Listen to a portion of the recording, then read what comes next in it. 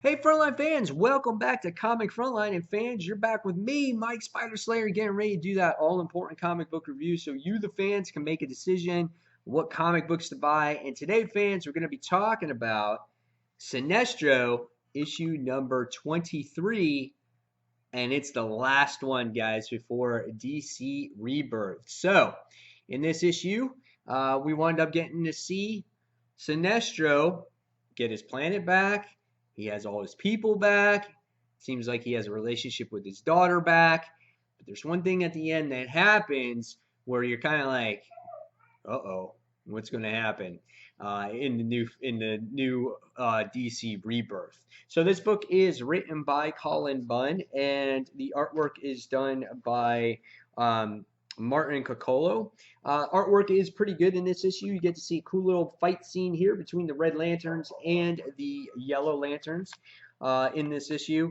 And there's a lot of action scenes in the beginning of this book.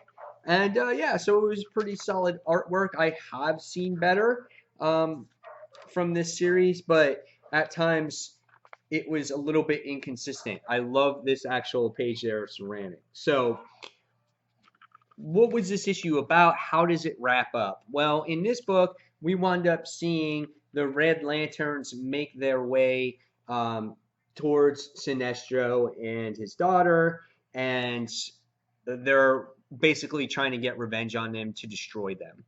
Before they get to the planet, we wind up seeing Ceramic again battling herself when it comes to her being a leader, to feel like she's adequate enough to lead this. But from her spiritual advisor, she realizes though that she can't do everything.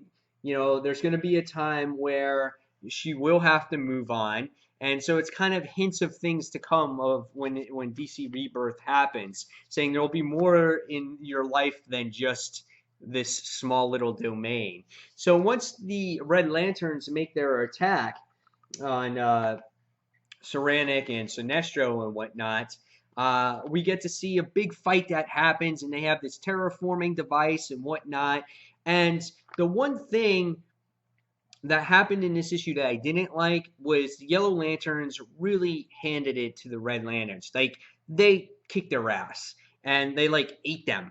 I mean, they were like in the planet or whatever, and they're just gone. So it's like that the last. That's not the last we're going to see of them because we already know they're going to be in the DC Rebirth. But it was just like boom, couple pages, and they're defeated.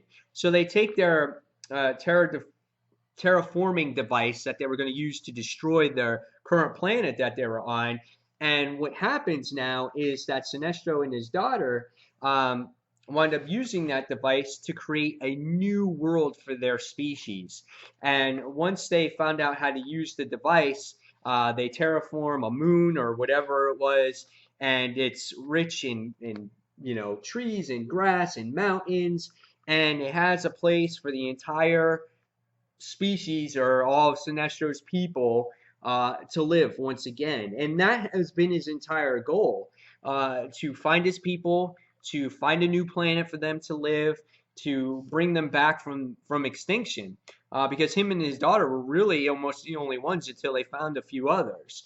So I thought that was pretty neat. And then at the end, we wind up seeing that Sinestro is going to have to possibly face his demons again when it comes to Parallax, and that he might take on that identity. So, and then the series just ends with a end and a question mark. So, yeah, I thought it was a pretty good issue. I wasn't blown away by the ending. It kind of wrapped up really quickly because I really got into seeing the Red Lanterns back in the story again. I was like, oh, dude, Red Lanterns. I'm like, that's freaking awesome. And they were luring in a Yellow Lantern, and it just looked like things were coming to, really build up. And then the next thing you wind up seeing, it was just like, oh, we're making our way there. Boom, couple pages, we're done. The fight's over. Oh, look, we just built the planet back up again. Oh, look, everything just hunky dory. Wrap a bow on it, and it's done. So I would love to maybe see just one more issue, or even two, to get to a 25th issue with this series. So overall, all in all, when I come to this whole series, I've read most of it. I gotta say that this series was probably a close to a 3.5 star series. There was times where it was really good, and then there's other times where it just dropped off, and then there was times where it was like, oh man, when is the story arc going to end? And I know a lot of people dropped it because of the inconsistent stories. But it was interesting to see Sinestro's journey along the way.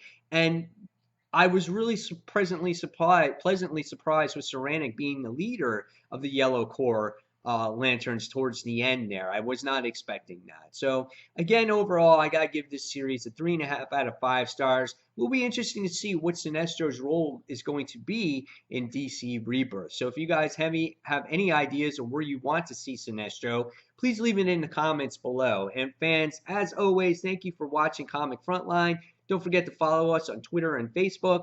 Watch our live show, Comic Frontline Live, each and every Tuesday night, 9:30 p.m. Eastern Standard Time. And don't forget to check out all the other Frontliners, comic book reviews, comic book hauls, and a whole bunch of other things. And fans, again, this is Mike Spider Slayer signing off. And thanks for watching Comic Frontline, guys. Take care. Bye.